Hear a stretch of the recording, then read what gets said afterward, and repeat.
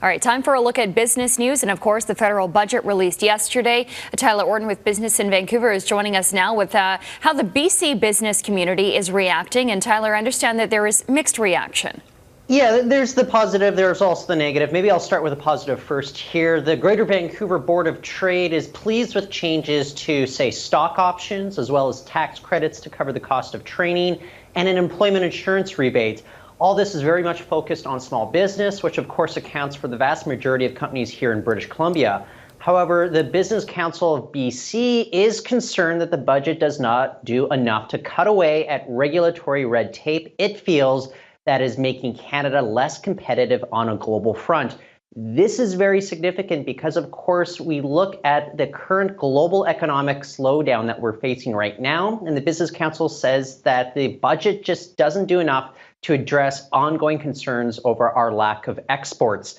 Finally, the BC Chamber of Commerce is also echoing some of those similar concerns, particularly pointing out that Canada still really isn't addressing the tax competitive issues that have been very prevalent ever since sweeping tax changes in the United States more than a year ago. So a bit of a mixed reaction from the community here in British Columbia overall. All right. Now, I understand in another story you're following today, cannabis retailers are going head-to-head with some BC municipalities. Yeah, they find themselves in a bit of a catch-22 here because, of course, the BC government has banned transparent windows for cannabis shops. This is in an effort to block minors from viewing any of the products from outside.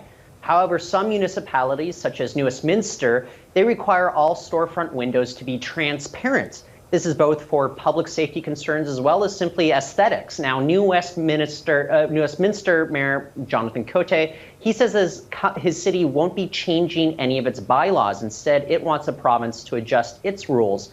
The city of Vancouver have actually already changed its own bylaws to address this. But it's interesting because BC rules are actually a lot stricter than they are on a federal level. The federal government just requires that no products are visible from the street. So there is some wiggle room. It's not mandated from the feds. It could be adjusted here on the BC level. Interesting. All right, we shall see. Tyler Orton with Business in Vancouver today. Thanks, Tyler. Thank you, Sonia.